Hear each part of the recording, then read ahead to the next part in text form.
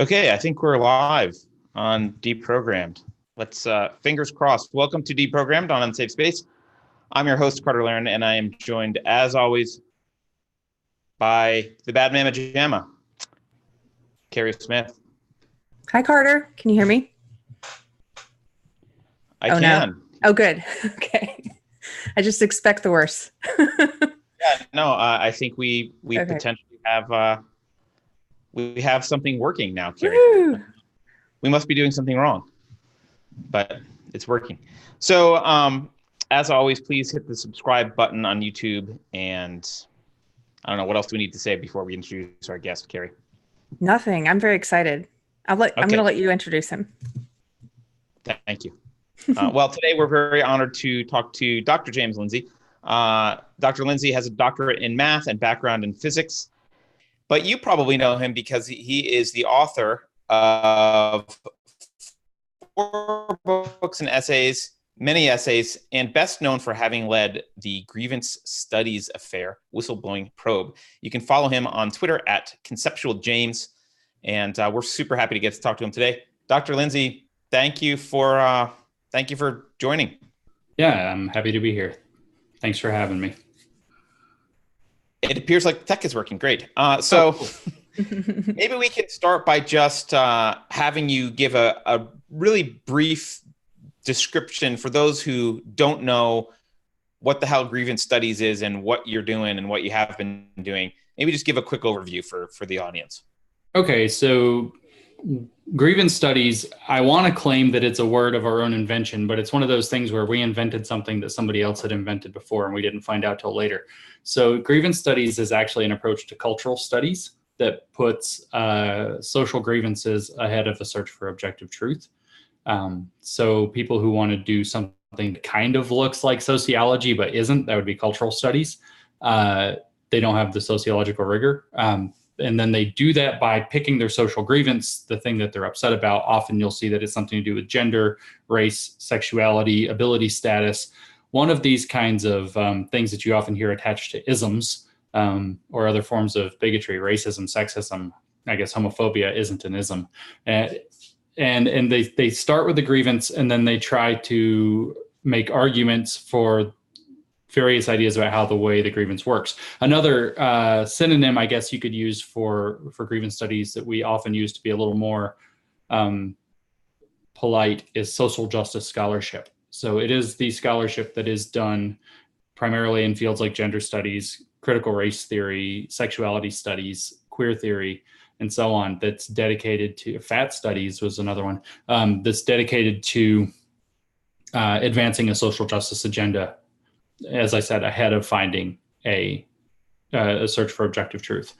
And so that's what Grievance Studies is. What we decided to do about it was write 20 academic papers and submit them to the highest ranked journals that we could in those disciplines and see how many we could get accepted. And these papers were broken on purpose. They either had bad methods, bad epistemology, bad morals. They forwarded morally, not just objectionable, but fairly horrifying conclusions.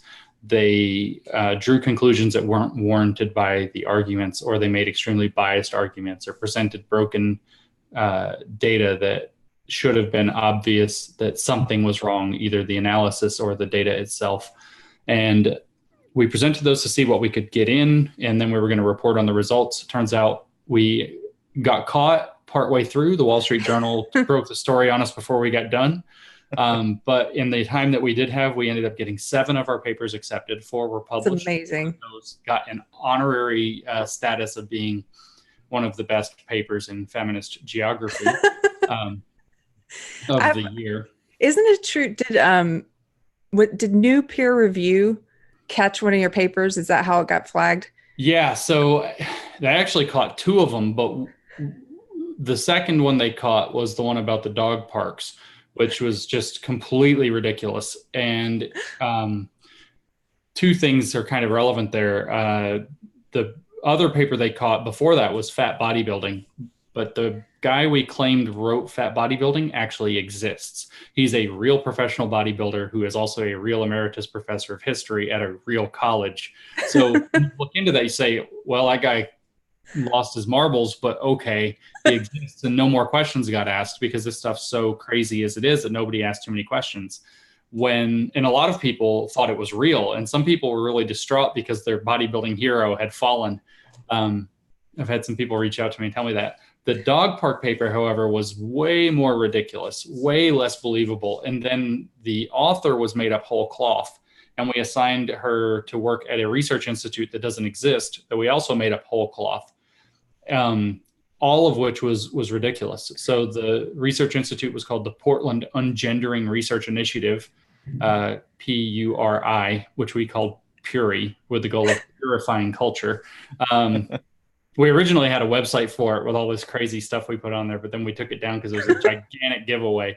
And then the author's bio claimed that she was a PhD in feminist studies, which was an error that we made when we made this person up really early in our work, because we didn't know that only 4, I think it's in North America, it might be in the US, but there are only 4 institutions that give a degree in feminist studies at the level of PhD. So a diligent journalist called all 4 of them and figured out something is probably amiss here. And so after Real Peer Review tweeted it out, some journalists started digging around on it, and it started showing up, and, you know, kind of that whole let's pick at everything going on in college set, like campus reform and the college fix and so on.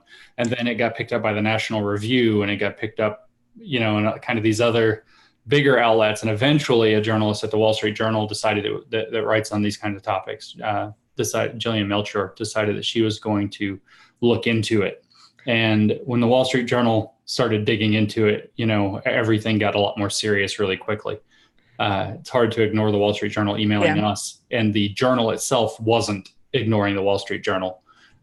So they asked us to prove our identity, and we decided at that point, you know, we weren't about to go into like legit forgery and creating false documents and fake IDs and things like that to continue what we were doing.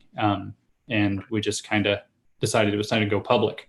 So yeah, we had 7 more papers that were still potentials when we ended up going public, and we don't know what would have happened with those. But some just analysis. To interrupt for a second. Yeah. For anybody who's listening and doesn't know, Real Peer Review is a great Twitter. They highlight a lot of these ridiculous papers, but ones that are actually real, that someone has submitted seriously. Yes. And so they caught the dog park one in the body. Yeah. So Real Peer Review is it's a Twitter feed, and if you don't check it out, you should check it out. And I should be clear that they're not like, I mean, everybody accuses them of being biased against, say, gender studies or feminist geography or whatever, because they tweet a lot of that. But they also tweet a lot of stuff that's in these weird qualitative method studies, which are kind of tangential to this. I don't know exactly what to consider those, but they're really weird. They also picked up on and shared the recent thing where the cellular biology or molecular and cellular biology journals ended up getting some Qigong-based cancer treatment papers that had no methodology in them or whatever. And that was a scandal there that was getting uncovered and corrected. So they're dedicated to exposing stuff that gets through peer review that shouldn't. Right. Which happens to be mostly in social justice scholarship. Now, so this is interesting, actually, because we could dig into this. Actually, maybe before we do that, let's just talk about. So the dog park paper is like funny, right? Uh-huh. There's the dildo paper, funny. That's also funny, right? But Yeah. some of them, the ones that bother me the most are less about the funny one. Like, okay, guys using dildos to anally penetrate themselves makes them more, trans accepting. Like, okay, that's funny. It's funny. Right. But the second hoaxes paper was really interesting to me in that you got them to approve of this paper that basically said doing what we're doing without revealing that that's what you're doing is somehow this bad thing that should be, you shouldn't reveal how broken the system is if it's broken because of what? feminism because of patriarchy? Like why? Yeah, that was a very meta paper. I'm glad you seized on it because almost nobody does. So we had kind of 3 different types of papers. We had the really funny ones, like the dog park and I guess fat bodybuilding. We had the really scary, horrifying ones, like the pedagogy paper, the education theory paper, where we suggested putting kids in chains as an educational experience, privileged kids only though. And then we had these papers that were kind of true to what the field is actually doing, but advocate for really unsettling things, but on a more subtle level. So in this case, the paper argued that it's unethical to use humor in any way against the causes of social justice, but it's ethical to use humor for social justice. That was the essence of that paper, which we did end up titling When the Joke's on You, which I thought was a coup de grace there. But we did that paper to point out that that's how they think, that they actually believe that you're not allowed to criticize them. And so while we focused on the use of humor, we drew upon bodies of literature that don't necessarily just use the use of humor. We drew particularly on one scholar, I mean, not to get in that inside baseball too much, named Allison Bailey, who talks about how if you look at social justice scholarship and you don't come away agreeing, then you didn't truly engage. And she calls the criticism that you generate a, quote, shadow text, which follows along like a shadow, but doesn't actually engage with like physical reality or whatever. So there's no null hypothesis for critical theory, basically. The idea is that if you don't agree with theory, then you just didn't try hard enough, which is at that point, I mean, it's really, for me, ironic. I don't want to get too dorky, but this generation that's all taking this on is like the Harry Potter generation. And that's like one of the huge points of the last book in Harry Potter, is that if you have that kind of a method working for you, you can justify anything. Their little hero, Hermione Granger, says it, explicitly, and it got quoted everywhere for a while as a meme, that if you just have a method that there's no evidence against it as that's proof that it exists, then you can prove anything exists. And that's kind of what this system does, is it cooks the books, because if you try to present argument or evidence against it, then you either failed to engage, that's generating a shadow text, or willful ignorance or active ignorance. Those are terms that they use to describe that. You are just trying to preserve your privilege. Mm-hmm. That's privilege preserving epistemic pushback. That's another Allison Bailey concept, for example. Or you are engaging in some kind of false consciousness, like internalized misogyny or seeking neoliberal reward or something like that. Or finally, that you have been inculcated by your privilege to not be able to handle the fact that what you're being faced with is true. And that's white fragility, for example. I mean, it's just... handle the truth. That's the argument. Yeah, exactly. You can't handle the truth. And her phrases are so... Robin DiAngelo is the progenitor of white fragility, and her phrases are so crazy. Like, white people don't have the racial stamina necessary to do anti-racism work, and then that they're fragile and they break down and they throw a fit. Yeah, you call a white person racist over and over again and tell them that they're automatically participants in white supremacy, which everybody recognizes as being one of the morally most abjectly bad things ever. And yeah, they're going to throw a fit. And then you say, oh, that's proof that we're telling the truth about you. I mean, yeah. It's circular arguing. Stamina. Sorry, Keri, go ahead. I was just saying they do a lot of circular arguments, and they have it's what I call the SJW Magic Words. So I don't know how much you know about our podcast, but I believed all of this crap. Like for 20 years, I was a women's studies minor. That's where I kind of got indoctrinated. I took a lot of critical race studies classes, queer studies. But then I went on to use it in my career. I worked in entertainment, and I was like pushing comedians, like promoting comedians, not exclusively, but a lot of them who were doing social justice comedy. Post-comedy. Yeah. So my understanding of these words is more like, we've been trying on this podcast to kind of unravel what this is. And that's why I'm so excited to have you talking about from the academic side, like what all these terms mean, because for us, it's more of just like an anecdotal thing a lot of the time. Right. Like more of like, well, those things are what I call the magic words, white fragility. Yeah. They have a series of magic words they use to shut down discussion. It's like, I totally get that. Back when I was doing a lot of the atheist stuff, I called those, you call them magic words. I called them, I mean, this is dorky, I'm sorry. My own made up words are usually dorky, but I called them talisman memes. So it's just a meme that you can deploy like a talisman to scare away the bad idea. Yeah, that's good. I like it. It's like, somebody's like, I don't believe you, white fragility. And they wave the magic thing in front of you and you have to go away now because, they said white fragility. It's preposterous. It's also boring, by the way, that it's so predictable what's going to be said back to you that it's just boring at this point. But you are right. And it's interesting because, you would have seen it mostly then from the activist side. And there's this kind of argument that we've been in many, many times, sometimes quite heatedly, about does this come from the scholarship or does it come from the activism? And this reminds me of another dorky story. When I first got on Twitter, once upon a time, 2013, maybe 12, something, I don't know. The most epic Twitter fight I ever got on in the first year I was on Twitter. Like, I was like, what is this dump after this argument? Was about whether the dictionary records language as it's being used or whether the dictionary guides the use of language. And my answer was both. It's obviously both. And people on both sides of that argument, which was raging for some reason, just were dogpiling me that I was the biggest idiot possible, that it had to be one or the other. And theirs was clearly the right answer. And I was like, how can it not be both? You have this use of language. The dictionary is paying attention, the new words get added. The people who compile the dictionary are paying attention to words that get a certain amount of use. They put them in the dictionary. And then when an average person wants to understand how to use a word correctly, they go to the dictionary, which is a reference material, to figure out how to use the word correctly. So that constrains how they choose to use their words and don't use their words. So both things are happening at the same time and they feed into one another. But that's, I think, what's happening with the activist scholarship. Dichotomy. So the scholars are coming up with these ideas and the activists on the ground are coming up with these ideas. And so the scholars are drawing off of the activists, and then the activists are looking at the scholars to legitimize what they're saying and saying, oh, look, there's a study that says this thing we've been talking about.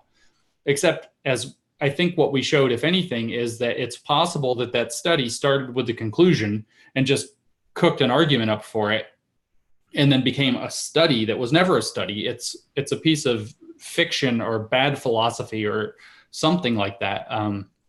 So I see that's like the dynamic that goes on that I think Brett Weinstein called idea laundering, ultimately, is these ideas through some process are making it their way to the scholars. The scholars do their, high culture. Yes, this is, in fact, I've started talking about it in terms of high culture and low culture. The activists are the low culture and the scholars are the high culture of the same thing.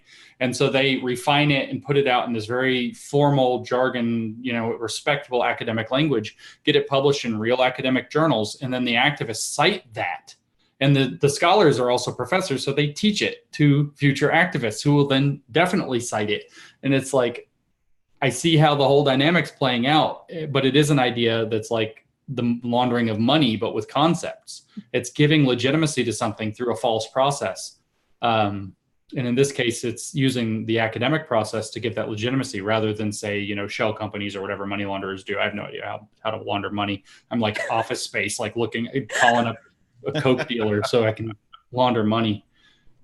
So I have a question for you. Why did you choose to hide the names of the reviewers? Because when you look at your stuff, even in your Google Drive, you've got all the reviewer letters, but you've redacted everything. Sure. Okay. So that's a good question. Nobody's asked it. You guys are asking good ones. What was the decision there? Okay. So first, let me clarify a point. We don't know the reviewers' names, but we know the editors' names. And that's a slight distinction. I don't want anybody to nitpick this. So reviewers are, and it's actually important to the peer review process. Reviewers are typically anonymous.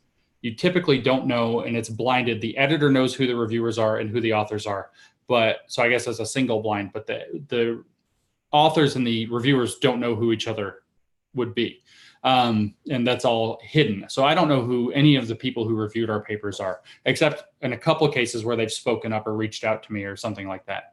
But in the process, I didn't. Now the editors, their names are obviously attached to things, but this, contrary to the ethics hearing that was fired at Peter Boghossian at PSU over this, Portland State, the thing is, we never wanted this to be about those people. Those people, we don't want them to be harassed. I actually kind of felt bad for them a lot of times, not like in the, oh, you pitiful thing, but it's like we were, kind of deceiving them, and I don't like that. So we didn't want it to be about the people. We didn't want people to go dogpile whoever the editor of Gender, Place, and Culture is for honoring our thing. It just doesn't seem that adding those names adds anything.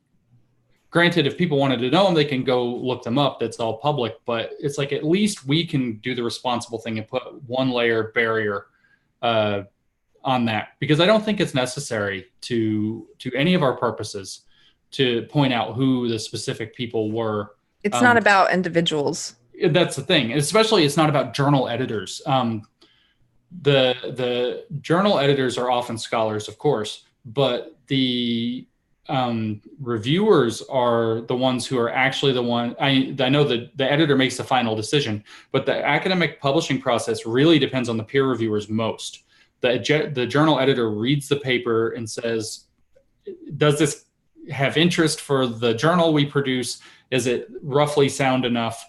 If so, I'll send it to peer review. And then when they send it off to peer review, then those people actually read through the paper carefully and nitpick the paper and decide where it is publishable or where it's too weak and where it needs to be strengthened, or whether it's not publishable at all. And then they actually write those reports and refer them back to the editor, who then just reads them and makes a decision based upon what the reviewers told them. So they aren't, I don't want to say they're irrelevant to the process, obviously, because that's not fair to the work that they're doing, but they're not what we were concerned about. We were concerned about the academic culture in which all of this is embedded. And you can kind of see the editors as gatekeepers more. I mean, yes and no, but mostly they're gatekeepers rather than active participants. At least in that role. They might be, that makes sense. Yeah, they might be active participants in other roles, but not in that role specifically. Now you chose, some of the papers were desk rejected, and some of them were sent back for review, and so you got some feedback. Mm-hmm. And now, after this process has been complete, or at least whatever you could complete of it, what's changed about your understanding of their ideology and methods, and how you thought the system was broken going in, and what you think about it now based on feedback and rejections and that kind of stuff?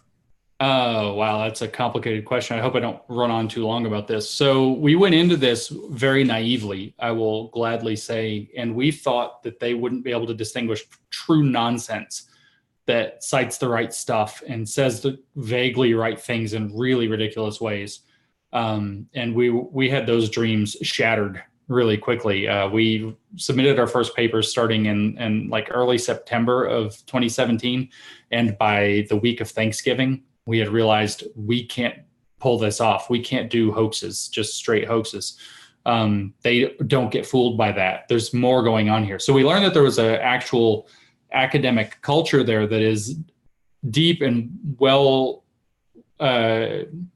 organized and mature. So it's not possible, as like what Sokol did in 95 and 6, where he wrote just a nonsense paper and submitted it to Social Text, a literary criticism journal or social criticism journal. And they couldn't tell that it wasn't real. They thought the nonsense, like provable nonsense, was like profound ideas. That represents something that was going on 20 years ago that does not seem to be going on now, except maybe in some of these qualitative methods journals. So I don't know. So I realized that their culture is well developed, and it is a true academic culture. I hesitate to call it a disciplined culture because their methodologies are not disciplined. They're passing off philosophy, and bad philosophy, better to be called sophistry, because they often start with the conclusion and then work their way backwards to it. But they're passing that off as though it's something like sociology, and they don't have the rigor in most cases to do that. And then in cases where it is sociology that's being done, they enter it with certain assumptions and certain biases that prevent them from being able to see where they're going wrong in their analysis, or how their analysis is pushing them in one direction.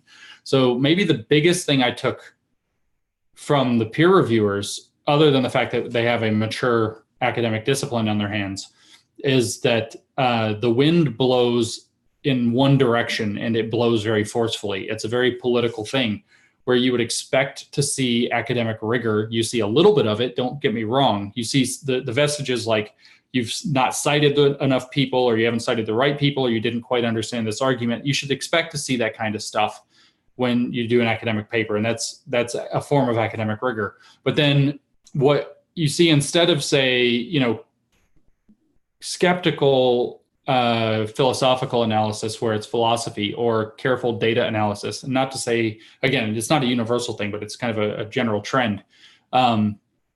That's all been replaced. You expect there to be this kind of rigor to make conclusions about how society operates, and it's been replaced by just having to navigate this minefield of offense-based rules and people trying to outwoke each other. And it's really obvious if you read through those reviewer reports that in many cases, I know it's different for y'all's user experience because you don't have access to the original draft before review. You just have the reviewer comments in the final drafts.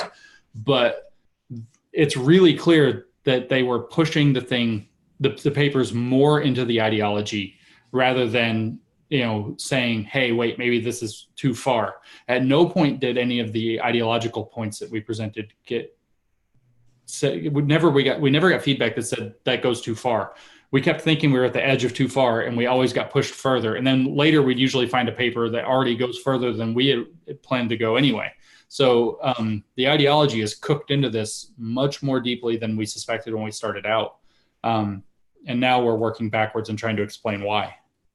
Even some of the papers that were rejected, looking through the review comments on the rejection, it wasn't what you would expect, where it's like, this is ridiculous. You know, you're jumping to conclusions here and just forcing an ideology. It was basically like, well, write it better and needs to be, you know, there's something really interesting here, and I hope in the future you can fix this paper and get it out.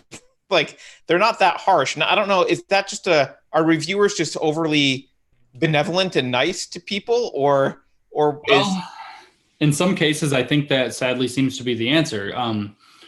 A couple of the people who have gone public as having been reviewers have reached out to me or gone public, one or the other. I think only one has gone public that I can think of, but he explicitly said that he was trying to just help the paper along, which, I mean, I get it, and I don't know where that comes from. I don't know if there's a lot of pressure. There's a lot of professional pressure to get papers. There's a lot of different things going on, where we also live in a self-esteem soaked culture where hurting somebody's feelings is bad. I don't know how much it plays into it that criticizing somebody who you perceive might be lower than you on the oppression of, or the matrix of oppression. Like, maybe it's not okay to criticize a Black lesbian or something like that, criticize their work. So you have to be more encouraging and lift it up. I don't know how much that plays a role, obviously, but there are a lot of factors that are leading some reviewers to being too nice. There are other cases where the reviewers were quite rigorous. I should be very clear about that. I have a great example from that dildo-based paper we can get into if you want. But one of the reviewers there did a great job, and anybody can go look and see. I think is the third reviewer who's on point. But in other cases, I think that they're just so steeped in the idea that these are great novel ways to talk about these concepts, and which are the critical theory, the postmodern critical theory stuff, that they were very enthusiastic. Even where, though, like, for example, in the paper we wrote about Hooters, there were a lot of questions raised in the review about the methodology that we used, that we hadn't described the methodology adequately. And so I spent a lot of time reading up on what methodologies we claim to have used without knowing what they are really, and made that section much more robust. But even what I wrote, it still shouldn't have been acceptable, because it doesn't explicitly say, but it actually does say that we cherry picked the data to reach the conclusion we were looking for. It says that we recorded nearly 10,000 minutes of tableside conversation and interviews in Hooters restaurants. And then the way that we took our data to analyze was that we listened back to those recordings after the fact and kept a notebook and only transcribed the parts that were relevant. We didn't transcribe parts that didn't support our hypothesis.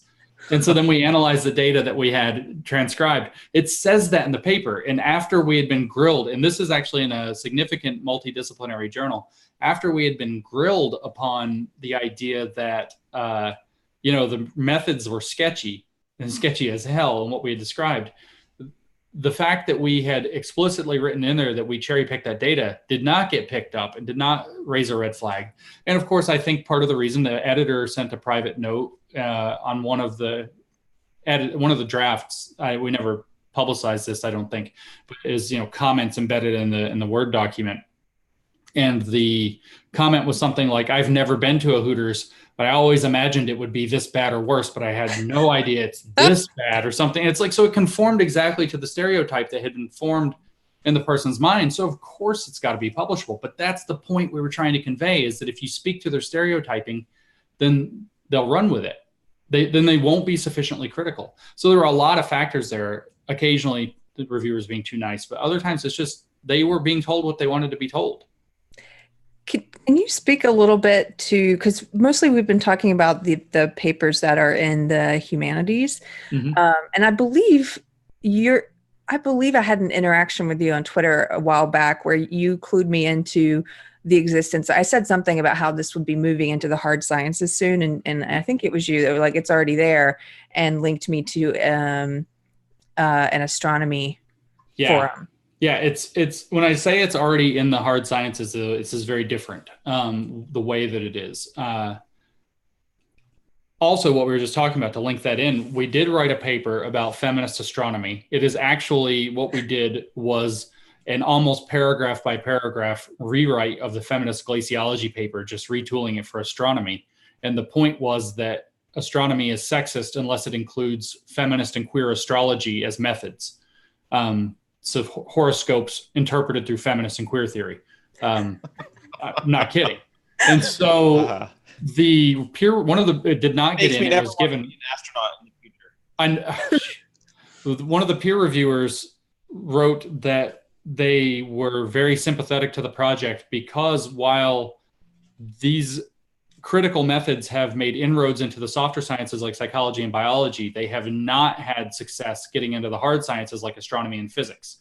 And then the paper wasn't rejected. It was given the opportunity to be revised and resubmitted. And it probably would have got in, I think, if we would have done pretty serious revisions to it according to what they asked us to. But yeah, I did link you to an astronomy forum that was, I think, in 2015. And it was citing sites like Everyday Feminism, which nobody can distinguish from parody. I still don't know if that site's fake. Yeah.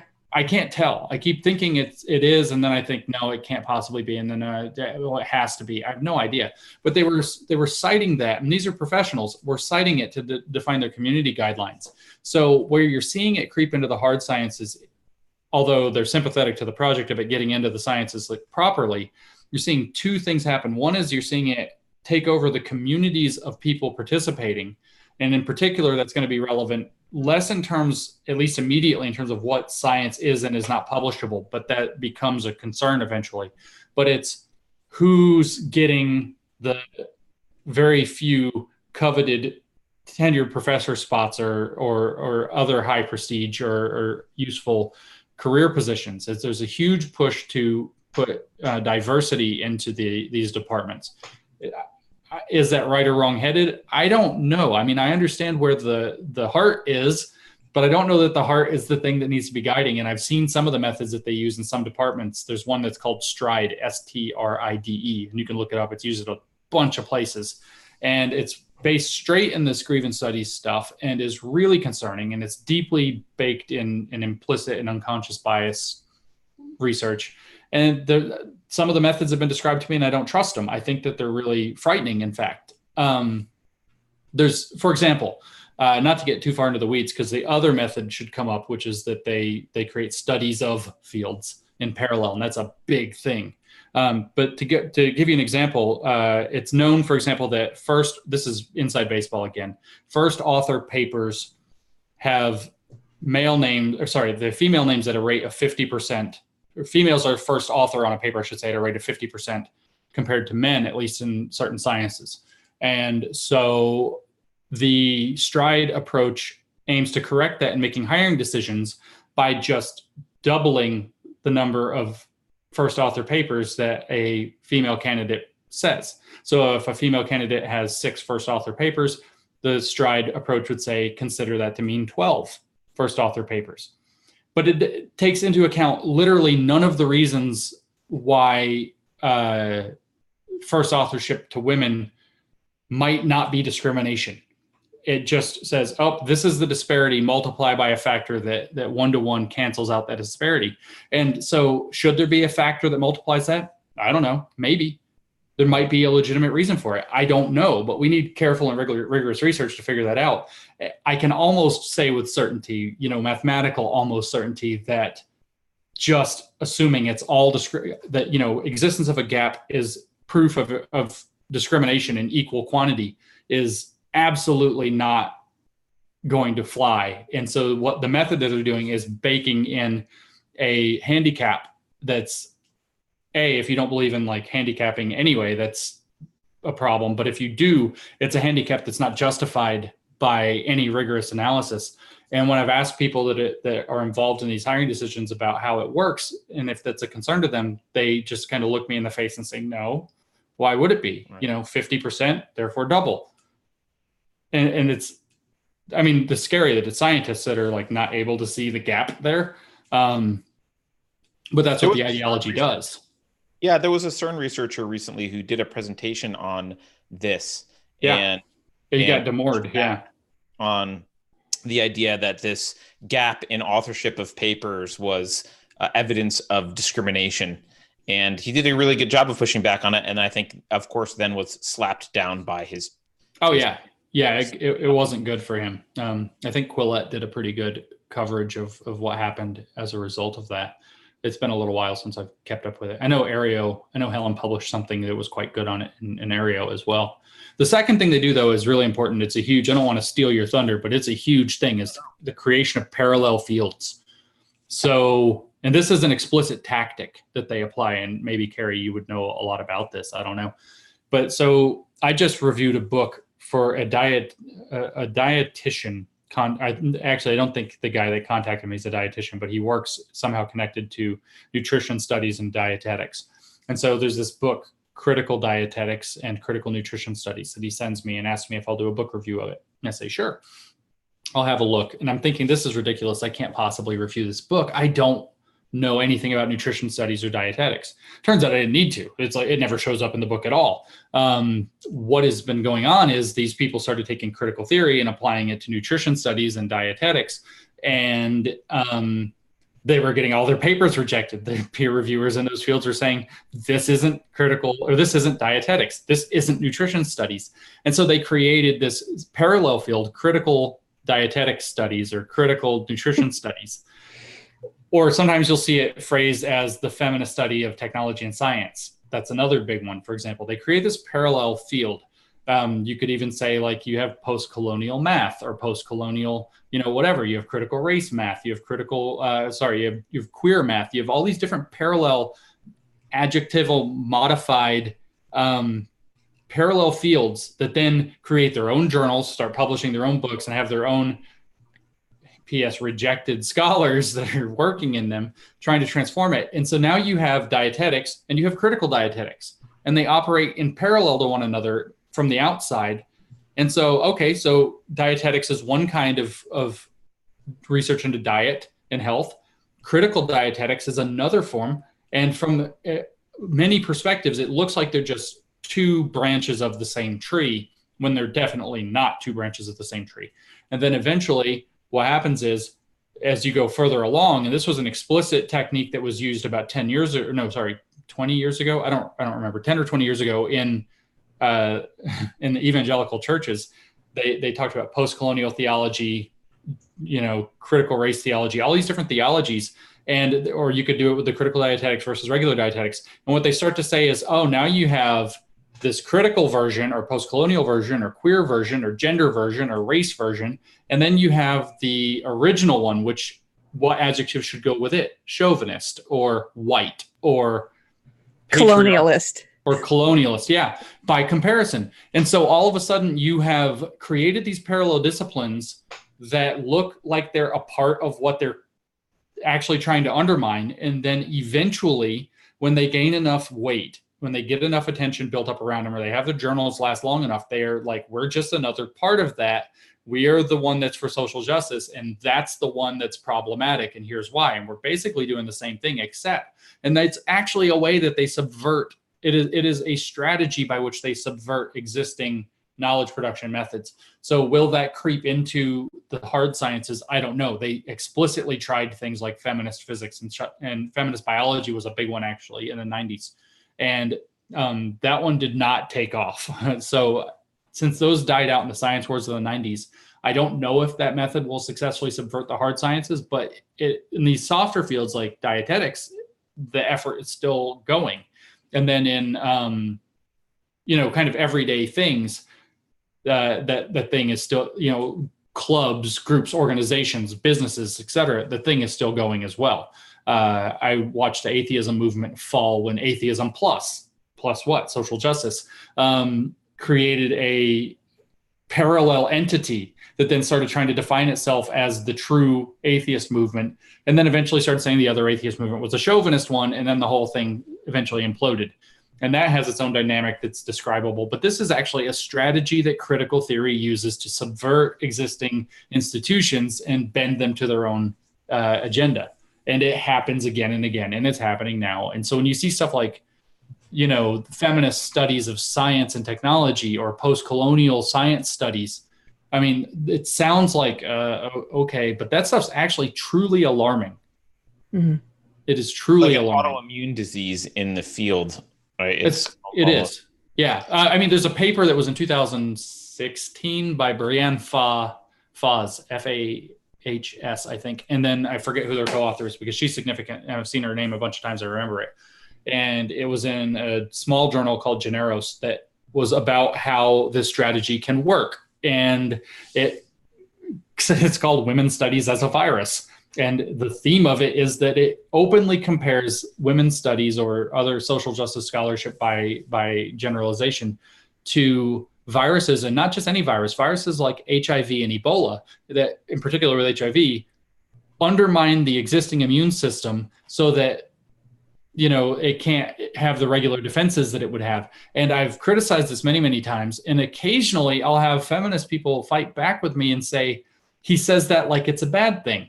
And it's like, oh my God, this is genuinely part of the ideology. So these people are comparing themselves favorably to HIV and Ebola. And then activists on the ground are like, yeah, exactly. That's exactly what we're doing. And it's good, because it turns out the reason is that they see everything in power dynamics, and they think the power dynamic needs a disease and needs to die, et cetera, et cetera, et cetera. Yeah.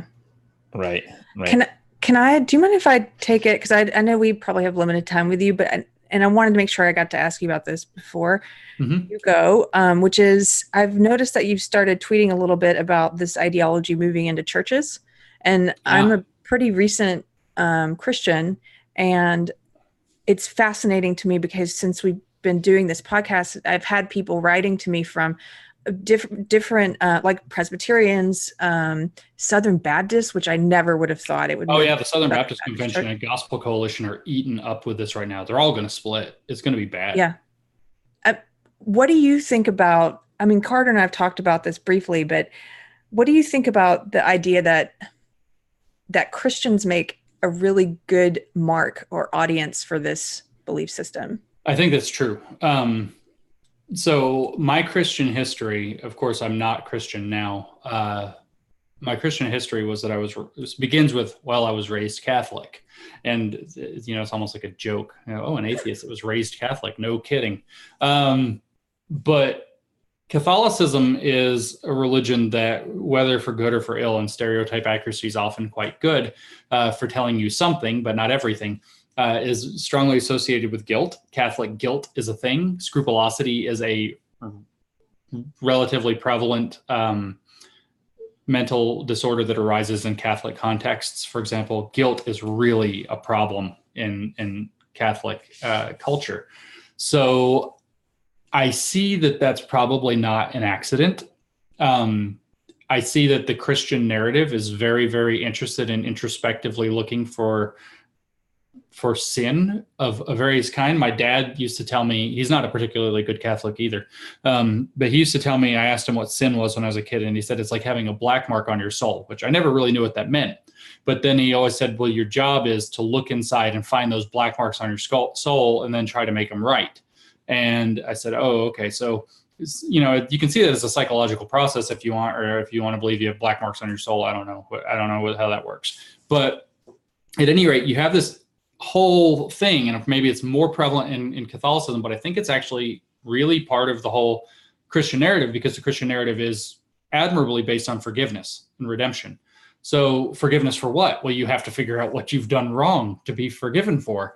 And when you start looking inward and you're looking for those spots where there is that guilt, anything that's coming along and manipulating guilt as its primary mechanism is probably very likely to be able to latch on to that kind of belief structure. So you see, I mean, white guilt and to some degree patriarchal guilt are the primary, colonial guilt is huge also, I should say, are the primary vectors by which this radicalizes many of the people, social justice radicalizes many of the people that it catches, the woke version at least. The campus rape culture, feminist version, not quite as much. That's more drilling into young women's vulnerability and fears and magnifying it and giving them a weapon to fight back against it so they can feel safer and better. It's a different conversion mechanism. But in many cases, this guilt-driven white guilt. And so what do you see happening in like Southern Baptist Convention, Gospel Coalition, et cetera? You see people saying these big, long, speeches about sin, and then they point out that white supremacy, which we're all complicit in, now you're getting the critical race language, is a sin. It is one of the greatest sins. It's a sin that, it's a form of original sin that's blah, blah, blah, blah, blah. And it's like, oh, wow, these two ideologies are extremely compatible in that particular regard, which I do think makes some, but not all Christians relatively easy marks for adopting a view that sees the tenets that stuff like critical race theory is teaching as being it comports with their view of sin. And so it makes them more susceptible to it. I don't know, but I suspect they're also less resistant to it in the sense of being able to get rid of it. Now, I had a wonderful conversation on Justin Brierley's Unbelievable podcast with Esther O'Reilly and Neil Shenvi. And Neil contends, so I want to give credence to his view, that this is a battle of worldviews. And so the traditional Christian worldview is required, something like that. One worldview is required to displace another worldview. So he's essentially saying, I don't want to like put words in his mouth or be unfair, but from my analysis, kind of on the outside, what the philosopher Kolakowski calls a mythological core. One mythology within a person's mythological core of thinking has to replace another, would be his argument. And so yes, you need something like the Christian one to do that. And maybe it's more effective. My point of view is that in order to successfully push something like this out, you actually need a reliable way to defer to something objective. Now, I know Christians believe that their God and the scripture or whatever present objective truths, but the sheer number of Protestant denominations tells you, I think, from my perspective, what's likely to happen, which is rather than that you have this undeniable objective outside thing that people defer to, you instead have this problem where the church can just split and all the woke people can go one way and have their woke version. And if they can make their church, financially and community viable, then boom, they're in business. And then the not woke version can go the other. Now, of course, if you're a member of something like the Southern Baptist Convention or the Gospel Coalition, or more generally what's been described for years as a religious right, which is one of the most powerful, maybe the most powerful voting bloc in the United States politically, this would have you properly shitting your pants, because you'd think, some people can go off and do their own church however they want. They're not real Christians, or they are, but they're different, however you want to interpret it. But at the end of the day, you split a giant voting bloc that you're going to see a lot of fright from that voting sector, I think. But my view still, I respect Neil and his opinion, and my view, and I understand the one mythology versus another. My view is that a mythology that is ultimately down to interpretation is not going to be satisfactory to defeat another mythology that's ultimately down to interpretation. You actually have to have a mythology that says, wait a minute, there is something that we can objectively refer to outside of this, like evidence or something like that, in order to make these decisions. And again, I respect the idea that the Christians have the belief that God and Scripture represent such a thing, and that's for them to work with and the best that they can. I don't think it does. I think there's only interpretation of the texts, and I think some are more authoritative than others. Of course, it's not just willy-nilly. I'm not Derrida, but that's my particular view, having spent some time looking at this kind of, I guess, as an outsider. So yes, they are easy marks, unfortunately. And yes, it is deeply infecting even profoundly conservative churches. Now, I also say, though, it's not the first time that it's infected stuff like the Southern Baptist Convention. I think the Southern Baptist Convention specifically has been infected by liberation theology before, which is kind of a version 1.0 of what the social justice critical race theory thing is now, but it's very, very similar. It's talking in terms of post-colonial theology and critical race theology and everything, maybe 20 years ago. And it was successfully beaten out by the conservatives who weren't having it. And the way they beat it was by consistently voting out of power everybody, like at their meetings or whatever, voting everybody out of power who held those views, and therefore they weren't able to enact their subversion of the church. Did they stop having their woke theology, though? No, they just went and did it somewhere else. So it's a problem that I think the church is likely to be facing for a while, and it may be existential for large coalitions like the Southern Baptist Convention. I appreciate you talking about that. You and Carter both are atheists who seem interested in this subject, and I appreciate you spending time on it. So it is interesting. You can look at it from the political point of view, like I briefly discussed. That's fascinating how that will play out. You can look at it from the ways that one ideology can parasitize another, and like you were bringing up the compatibility. Is there an inherent compatibility between certain ideologies and others? And if so, why? For example, a good question in that regard would be, would you think that, say, Christianity is more susceptible to critical race theory infiltrating it than, say, Islam? I don't know the answer to that question, but it's an interesting one. Is there something in Islam that makes it more difficult for a woke theology to take over versus, say, Christianity? And I don't know the answer. I don't know enough about Islam, in fact, to talk authoritatively about it, and I haven't thought about it. But within Christianity, I think there's way too much overlap in the axis of using guilt and sin, and then so much in the I don't think by coincidence, in fact, so much in the woke theology or woke approach is rooted in ideas that look like or parallel Christian beliefs, that it's got a natural fit.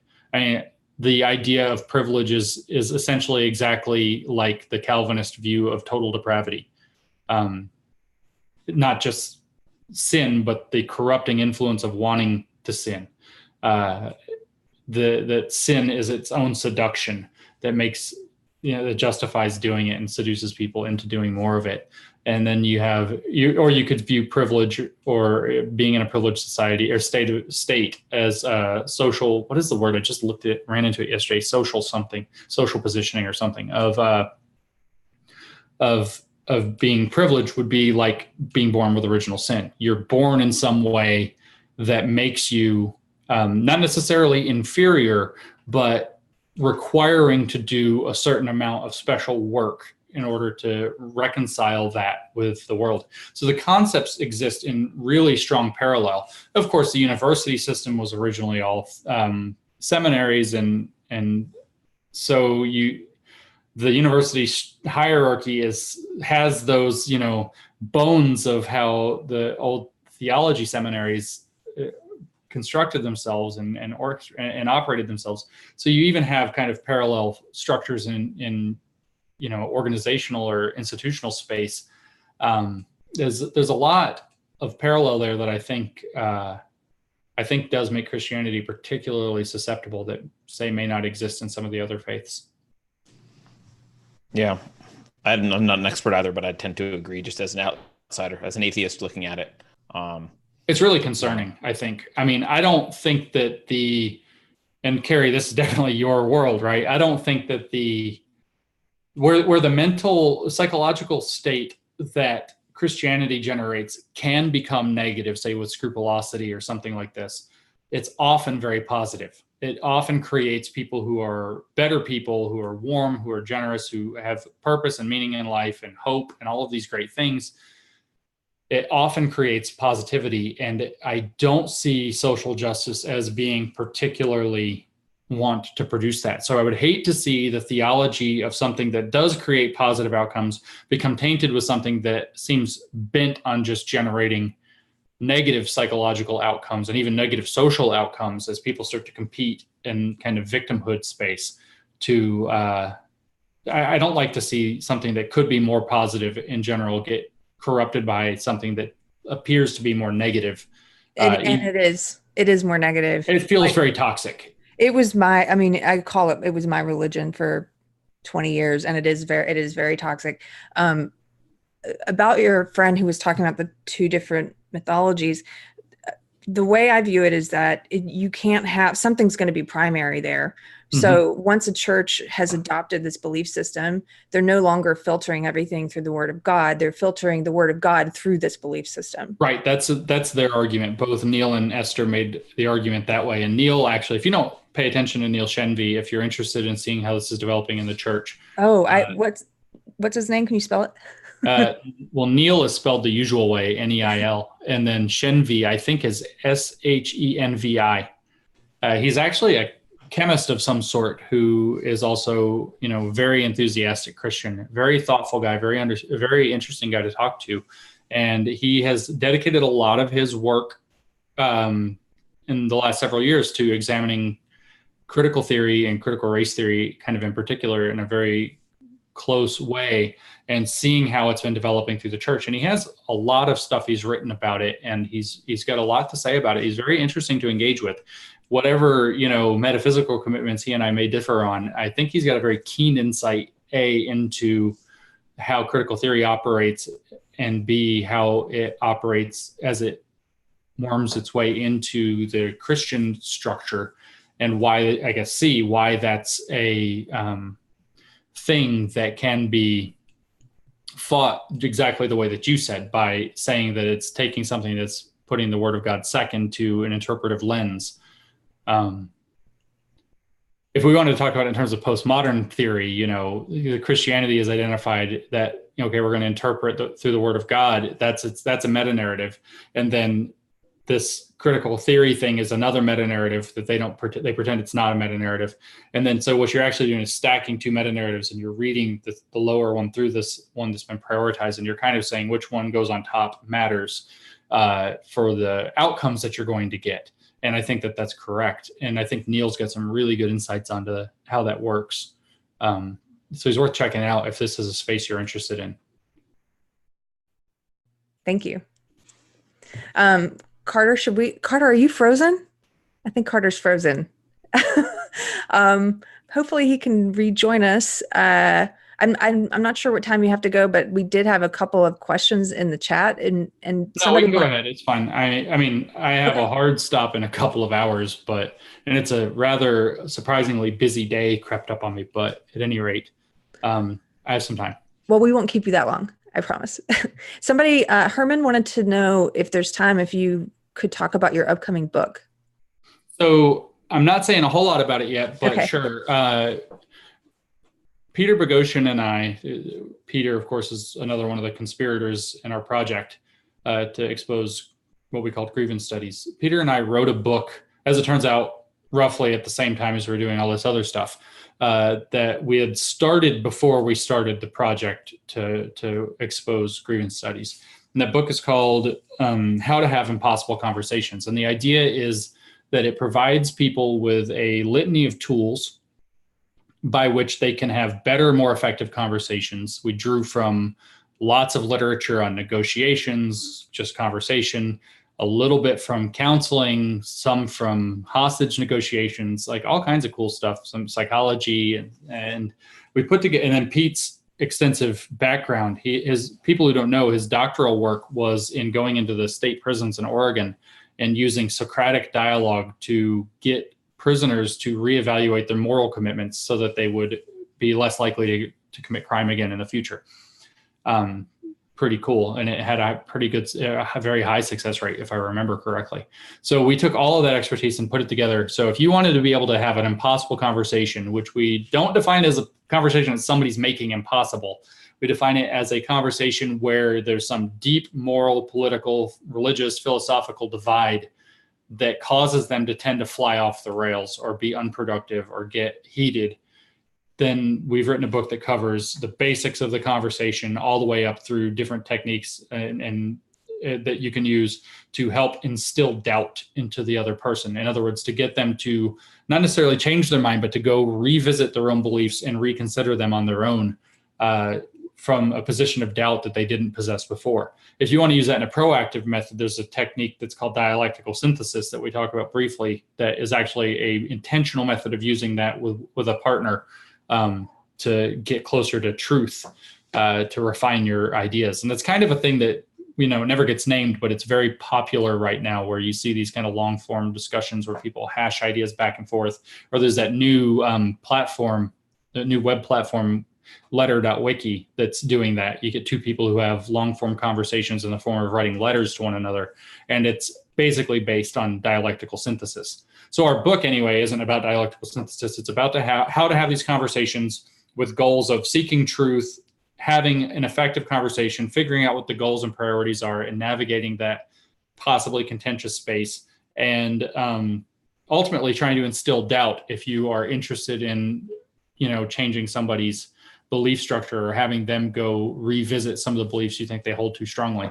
And so it's an interesting book. It should be out, I think, September 17th. It can be pre-ordered now on any, I don't know how many of them. I know it can be pre-ordered now on some of the bigger, like Amazon. Cool. I think I'm back, by the way. Sorry, I know I've been freezing. I think Welcome back. Technically, but I think I'm here. Do you mind if I just circle back just really quickly? Because there's a couple things about the research that I wanted to talk about. One criticism that I'd love to hear you address is that the papers that got in were predominantly gender studies and sexuality papers, and that the sociology and race papers, at least at the time that the study was concluded, hadn't yet been approved. And the argument goes something like this, if I understand it correctly, which is the sex and gender communities are much less empirical driven. And so sophistry works a lot better there. But these other communities rely on misinterpreting empirical data and using statistical sleight of hand to push their agenda. So it's actually harder to do that without a lot of data. I'm wondering if you have comments on that. Sure. I think that that's actually true in sociology, and sociology certainly uses more rigorous methods. One of the primary criticisms we've leveled is that most of these fields are within the humanities, but really I should say that grievance studies is a method. Remember, it's an approach to cultural studies. So it's not like, the Gender, Place, and Culture Feminist Geography Journal is a grievance studies journal. It is a journal that relies heavily upon grievance studies methods, is a better way to put that, a more accurate way.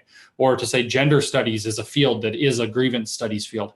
No, it's a field that is highly infected with grievance studies. I would say more than 90, maybe more than 95% in gender studies. Sociology, from long conversations I've now had with sociologists, is probably about a third infected.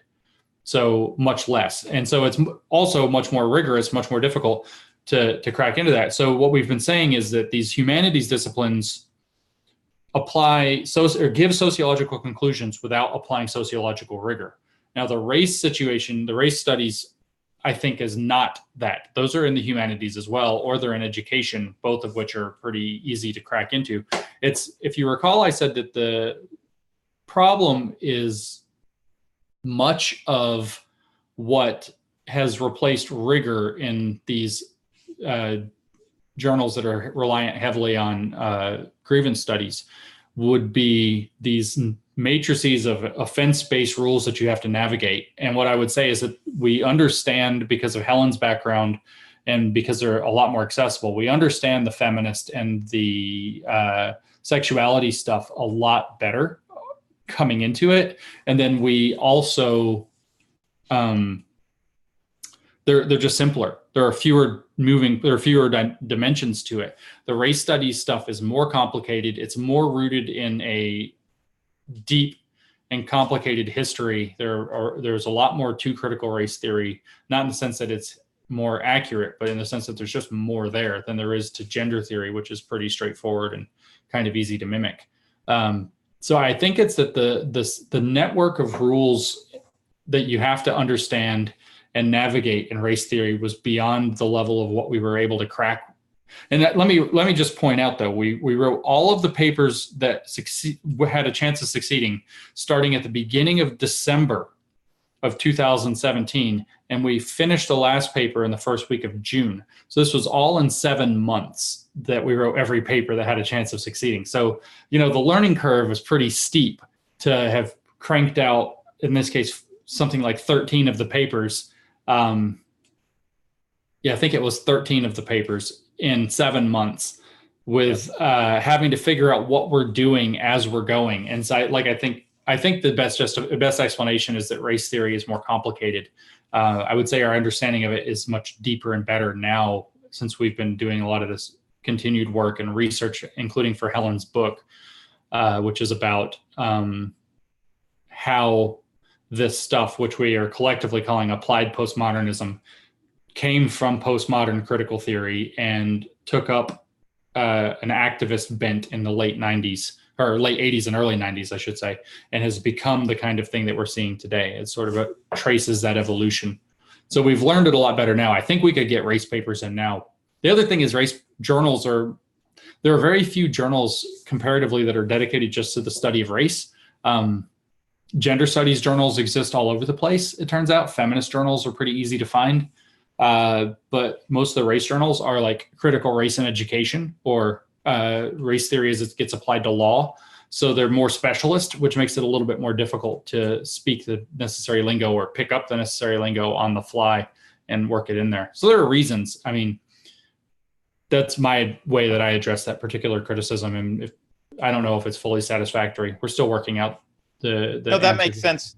I mean, I think the other thing that I've heard, which I think is Daniel Dresner's argument, is that you actually learned enough. Your paper, I think he has this analogy about high schoolers learning to program and in order to get around to doing their homework. And his point was like, well, you actually did learn enough that your papers should have been published because you did the right thing. You just did your homework really well and fast, kind of. That seems to be his criticism. Do you think to me, that's kind of the time frame you're talking about, that's also just a criticism of the entire field. If it's that easy to quickly crank out and learn that field, it seems like it's I look a lot smarter if I were to say that this was really, really hard. But the thing is it's not really hard. There are some things. You have to understand academic niceties. You've got to be able to speak the academic language and write the structure of an academic paper. So having an academic background helped with that as like a base level. But I think, honestly, people could take one of these theoretical constructs and in the matter of a few months, if they were really serious, could be conversant enough in the ideas to speak at the research frontier. It's just not hard.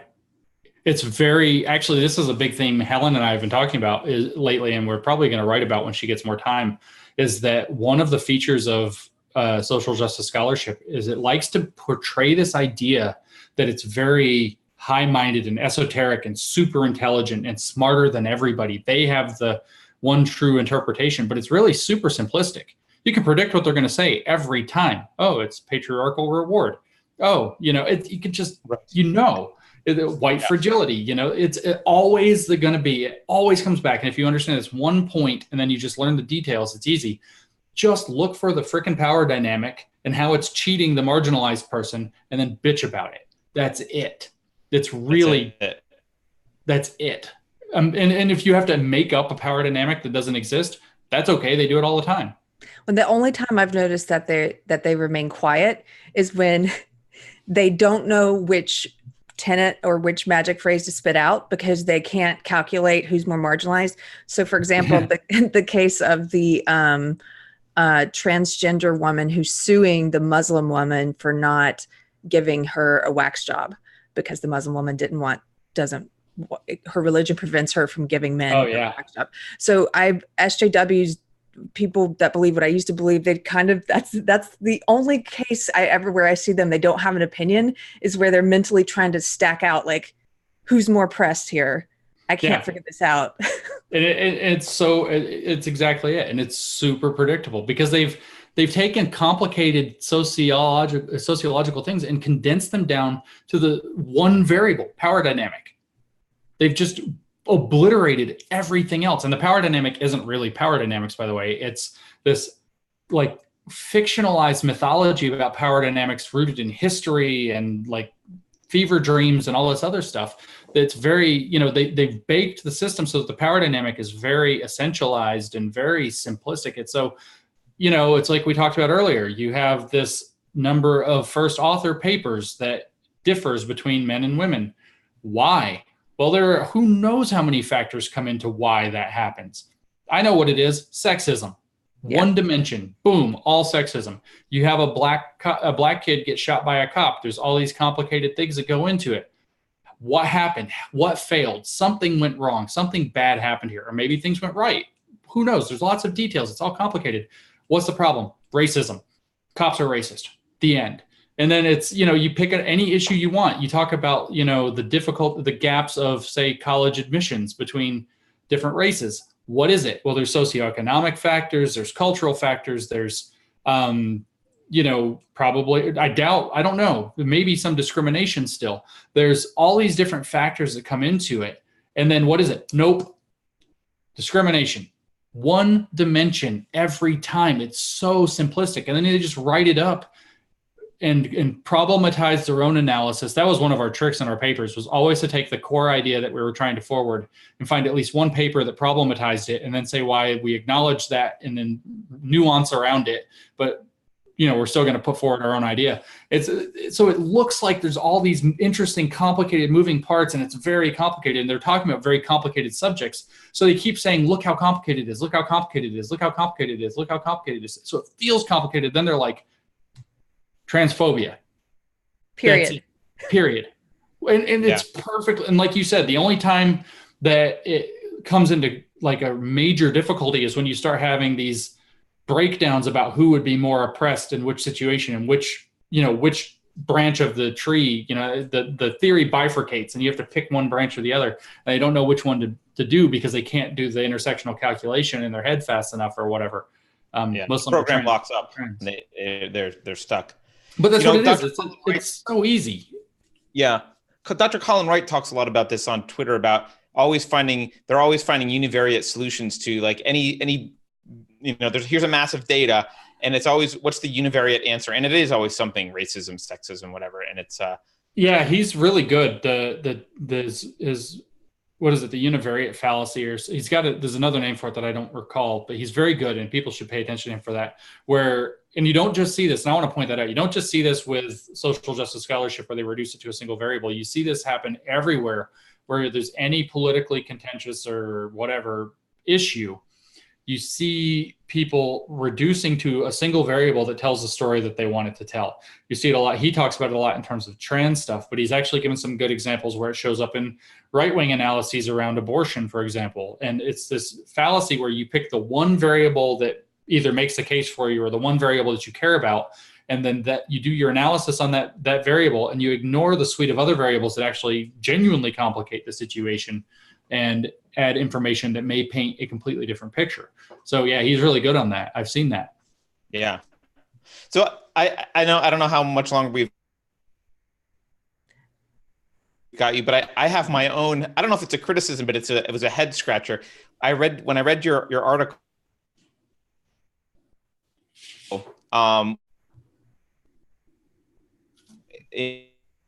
Carter, you're freezing up for me. I'm not sure. I guess Arrow magazine talking about was.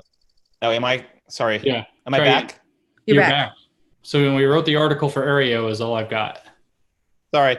So in the context of grievance studies, and specifically, I think it was in the context of gender studies and sexuality, there's a sentence that you say, which is, the majority of scholarship is sound and peer review is rigorous and it produces knowledge which benefits society.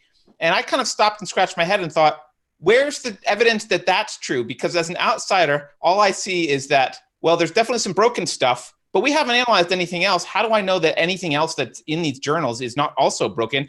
They just have a different motive than you do, but how do we know it's actually valid?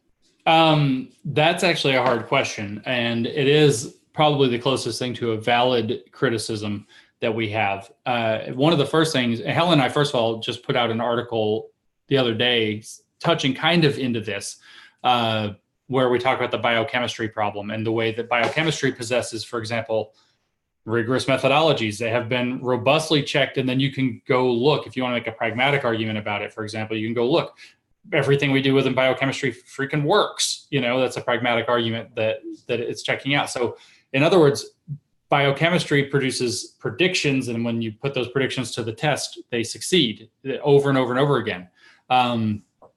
And they have methodologies that produce those predictions, and methodologies that create and whittle down and refine and curate those models. And what you have here is another situation where people are creating models, but rather than their model deferring to evidence so that when you put the predictions into practice, you see again and again that they work, that you don't have that. So I can't speak to the peer review process, except I could say that whatever problems in the peer review process are systemic, as in like corruption by, conflicts of interest or lazy peer reviewers or overworked peer reviewers or whatever, why wouldn't those hit all fields equally or roughly equally probably and make kind of a baseline? But what I can say is it's not like we're completely ignorant of methodology. It's not, even within qualitative methods, we're not completely ignorant of methodologies. Even within things like discourse analysis, which is a humanities method, we're not completely clueless as to what works and what doesn't. And so when you can trust that we've built up a system that produces reliable results over and over and over again in many different fields, and they are adhering very rigorously to those methods, and they continuously do so, versus where those methods are not rigorously applied, and that you can tool the system backwards, it shows that there's something different is going on there. And that's the only contention we make. So the wording in that document, which I will point out, we had to write extraordinarily quickly, and for how long it is, that means it probably won't be perfect, in tremendous stress, because we didn't start that document until well after the Wall Street Journal was on the phone with me. And all of a sudden we have a matter of weeks where we thought we had 6 or 7 months to figure out what we had and what to say about it. We cobbled that thing together as quickly as we could while retaining as much, force for our argument as we could. So that's one response to that criticism, is that I see, for example, with like the Qigong papers that just got in within the molecular biology thing, that people like Elizabeth Bick, who did it on Twitter, initiated a review process post peer review that will eventually, very likely, I can't conclude that for sure, get those papers, 7 papers or whatever, removed from the scholarly record for the reasons that they were methodologically poor. You don't see that. There's no tool for that. The only tool for that within these critical theory fields, which are ultimately a form of philosophy, remember, done poorly, is does it comport with theory or not? There's nothing that bounces back to does theory comport with reality. There's no next level check. It's does it stay internally consistent with this thing that this theoretical construct that we have, and that becomes an issue. I mean, that's sort of where what's his name, Peter Unger criticized analytic philosophy in his book Empty Ideas, which is fascinating and difficult to read, by the way. Where he criticized analytical philosophy as almost across the board. And I think he said something in an interview with maybe 3 Quarks Daily about that book, that there are maybe 5 philosophers on Earth that actually have the necessary scientific background and skill to be able to properly do what would be constituted as analytic philosophy. And you have this whole, army of people doing it. And in a sense, this stuff that's coming out of these critical theory fields is sort of on the analytical philosophers would have a heart attack when I say that it's sort of in the analytical philosophy tradition, but that's sort of what it is, on the kind of bad end of their scale. So I think that I don't see anything coming out kind of routinely where, a very questionable paper gets forwarded in say physics or biochemistry or whatever. People jump up and they test the thing and they check it to 5 sigma accuracy, and you have all these techniques to do that. A bad paper, say like the transracialism paper that Rebecca Tavel published in Hypatia, comes up, and what does it turn into? A fight about offense-based rules, about how theory can and cannot be applied. It's not an argument about something that, of course, it's why, because it's philosophy, but it's also how tethered to reality is it? Well, they're not even trying to tether to reality. They're just it's like, Pete uses that phrase a lot, by the way, tethered to reality. And so I say that they don't tether to reality, but they touch it. It's like they're just touching, but they're not linking onto it, like in a firm way, like an empirical discipline would do. So I think that there are pretty clear things. Our own work shows that there's definitely a wind blowing there, and such winds might exist in other fields. But like I said, because the way the methodologies are applied, I don't see any evidence for it yet. If somebody wants to produce evidence that, say, astronomy has that bias, or that poli-sci has that bias, or whatever other field, I would like to see it. I would cheer the effort to clean up any other discipline. But I see absolutely no reason to believe that, the same kinds of research that's sending rockets to Jupiter is equally corrupt with something that's forwarding ideas like white privilege. And I think that makes sense, and I didn't mean to imply that. No. I don't take offense to it. It's like trying to think through that. It's as Richard Dawkins famously once said to his own trouble, because it works, bitches. Rigorous research. Right. Here's a good example. I don't want to get too much into inside baseball again, but so one of the seminal papers in the idea of performative gender theory was in 1987 by Candace West and Don Zimmerman, and it's called Doing Gender. It's the most cited gender studies paper ever. It was in Gender and Society, I think in the second issue of their first volume, but I don't recall for sure. It's 1987, so it's a while. It's got tens of thousands of citations. So this is a foundational text.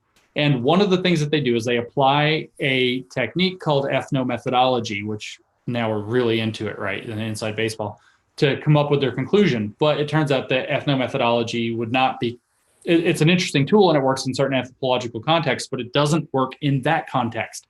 In fact, it's guaranteed to produce the result that they were seeking to produce in the context that they used it. So when you have people misappropriating methodologies versus when you have people using them rigorously, you're in two different universes in terms of what kind of output you're going to have. And then everything, like you said, that has a ton of citations, and everything is built upon that faulty premise. Yeah, one of our papers cites one of our other papers. We could have started to build an entire, false limb of grievance studies. It's all just us citing our own bogus crap. The Hooters paper cites the Dildos paper. I never thought I'd hear that sentence anywhere, but yeah, I like. There are some amazing sentences that come out of this. I think my favorite still is that the headline on the front page of the New York Times on the 5th of October was something like canine sex and Hooters come to academia or something like that. And I was like, oh my God, like canine sex. It's rape culture. It sounds like, I guess this makes intuitive sense that the easier it is to empirically test the results of a theory quickly and verify in reality that it corresponds or doesn't correspond to reality, the harder. Oh, you're freezing, Carter. It is to infiltrate with bad ideas. Moved you become from that, the easier it is. I think I kind of got your question. Or your statement. So it was something along the lines of that when you have more rigor, it becomes harder to infiltrate because the methods themselves are. Yeah, I was actually talking more about tethered to reality. Like, you have fields that are easier to empirically test in the real world and replicate and check quickly. Like, oh, we can quickly test this physics theory. Does it work? Sure. Yes or no? Right. But when it's something like how to organize society, or if it's some deep gender issue, that's not really quickly and easily empirically testable. And so you can get away with a lot more the farther removed from physical reality. Right. And what that tells you is that, contrary to what you see in these theoretical fields, which clearly one can write many, many papers in very quickly if one wants to, contrary to that, what you need to do is exercise more intellectual humility about the conclusions you're forwarding rather than less. So when you see somebody like Robin DiAngelo writing about white fragility, she has a great deal of intellectual humility, if you want to call it that, in her willingness to defer to Black voices and to say that she's an inadequate vessel. She has zero, and I mean zero, intellectual humility about the concept of whether or not white fragility is real and, in fact, universal to white people. Think of how amazingly bold a claim it is to say that every white person is inherently fragile by their participation in white supremacy that benefits them, which made them too psychologically weak to be able to handle criticism of that, or of themselves, or of their own participation in it. That is a astonishing statement to put forward with zero intellectual humility behind the methods that produced it. It's, oh yeah, I keep seeing it come up. And so let me tell you a story. The white fragility paper starts with a story.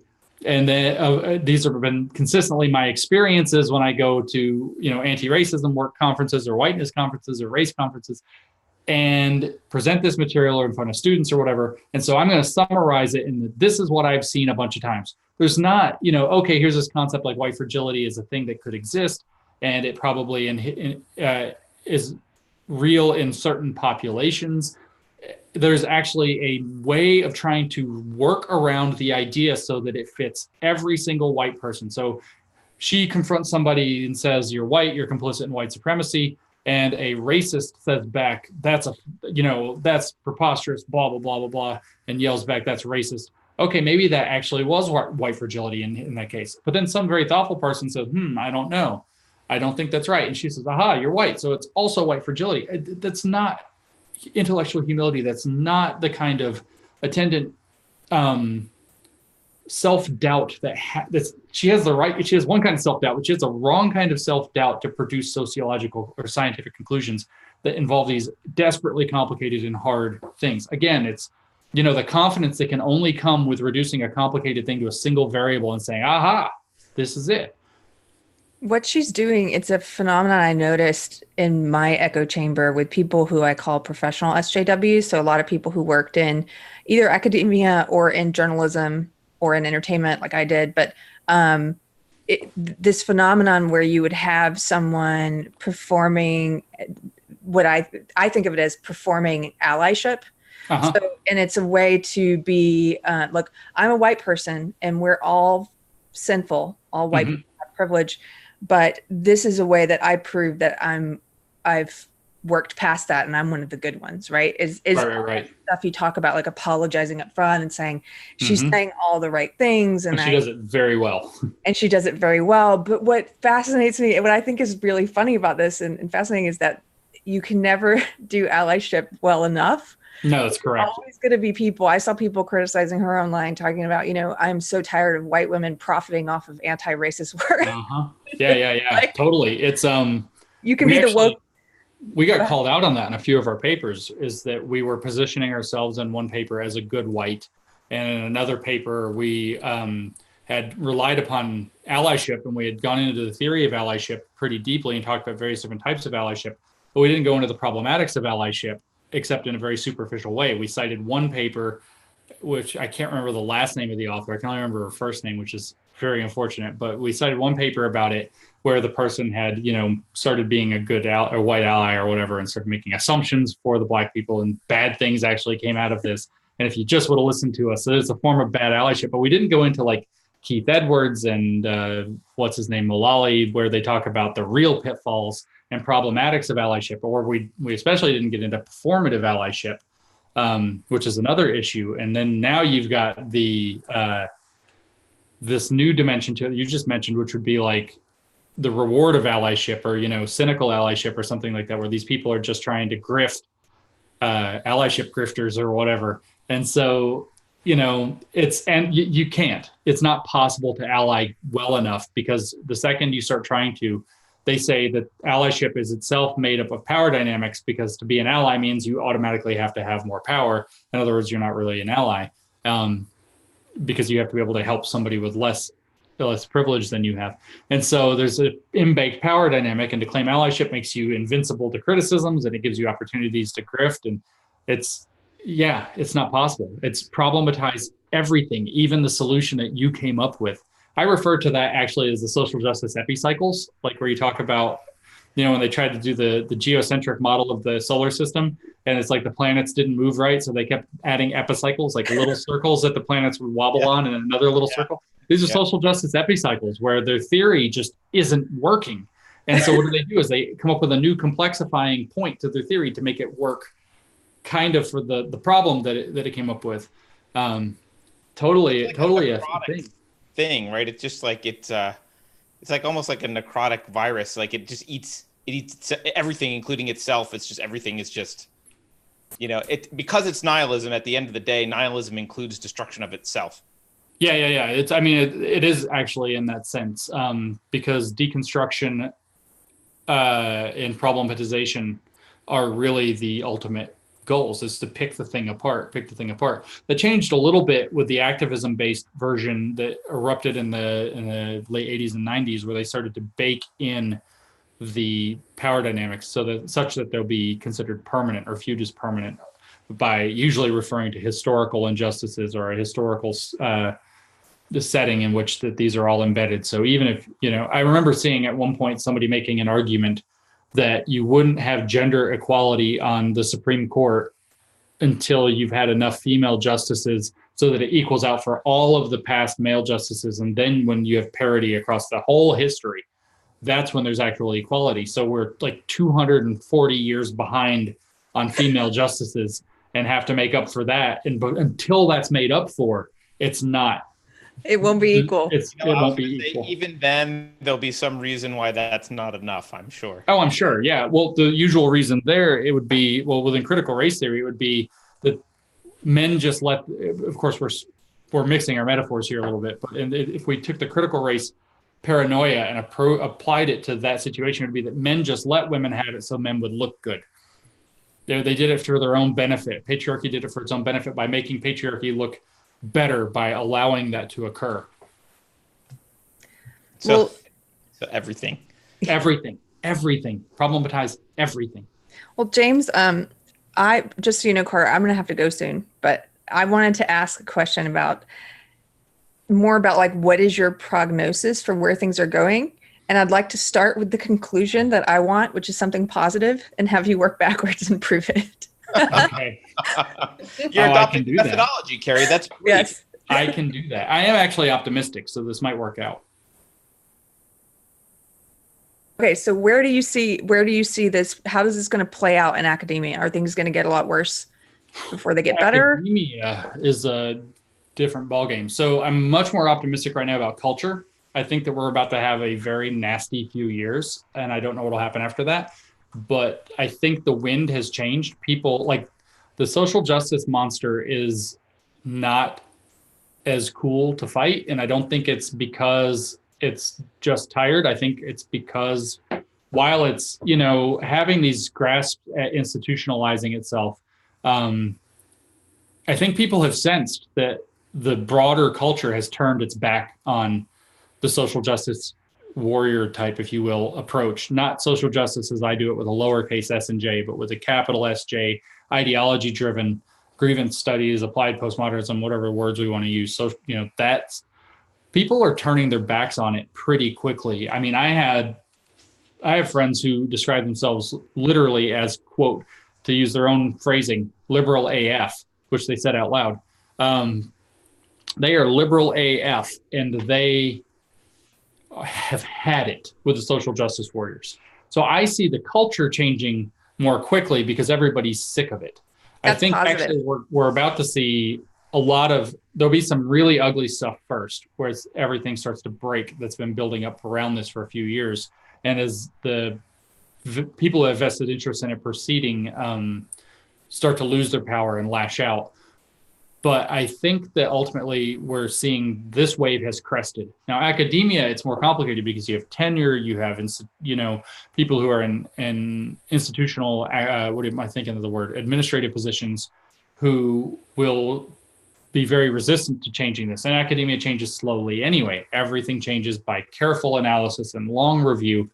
I don't see academia changing significantly, even if we were to rally a cry and get lots of academics to be willing to speak their mind, which I think is possible in the relative near term. I don't think we will see massive institutional changes within academia for a decade. Very concerned about how that will play out as, digital competitors to academia start to emerge. I do think that academia is something that carries a lot of valuable imprimatur. I'm one of the old school people who thinks that we established the establishment for a reason. It's not to say that it's perfect, but it carries a lot of cultural weight behind it, and it would be in a lot of resource behind it. And it would be really, really unfortunate to see that just thrown away, like throwing out the baby with the bathwater, if you will. But I'm not hopeful that academia is going to change quickly. Decade at least to see significant change, if it comes at all. It may be terminal. I don't know. Its reactions so far have been less than hopeful, except in quiet, whispered private, where they've been quite encouraging. So I don't know. That was positive enough for me. Thank you. Yeah. Once those people start speaking up, the people who are whispering now, things might change in the positive direction more rapidly. But nonetheless, the institutional structure is going to be slow to change. Well, even apart from all of this, just technologically, the and financially, the university system is in large ways untenable moving forward. Is. So it's painted itself into a bad corner. Change regardless of all the philosophy. That's right? Correct. It has painted itself into a number of corners all at once. The primary one that I would point out on a structural level is that they went to a student services model, business model, rather than an education first model. And, they started just building all this expensive infrastructure to make the college more cool and attractive to potential students and their tuition dollars. And then tuition shot up at rates far exceeding, inflation. And now they're absolutely screwed because they have these huge multi-million-dollar facilities that if they were to just cut back, they can't afford. And there will be massive financial problems in that regard.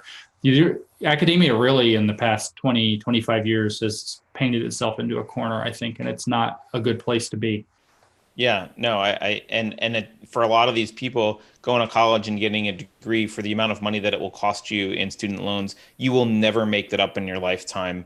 For a lot of fields, there's negative value for a lot of degrees. It's becoming that way. Yeah, it is. Yeah. Or it has, I should say. Yeah. Well, on that note, let's hope that I don't freeze while I'm doing an outro. But Dr. Lindsay, thank you for joining us on Deprogrammed. Everyone, you can follow him at Conceptual James on Twitter. Is there anywhere else you want to point people to? Yeah, the most important place to point people to as far as what we're doing for the moment is we have Mike Nayna's YouTube channel. He's doing a documentary film about what we did, and he says playing with the footage, and he's also creating other content around these topics on his YouTube channel. So it's just his name. It's YouTube/Mike Nayna, and his last name is spelled Nayna. So definitely check out his YouTube channel and keep up with what we're doing. Awesome. Well, thank you again for joining. And thank you so much. Sorry about the tech. It worked well enough, I think. And, yeah, maybe we'll have you back again sometime. It was a great discussion. I really enjoyed it. Thanks. Great. Thanks. Appreciate it. Bye, guys. Bye.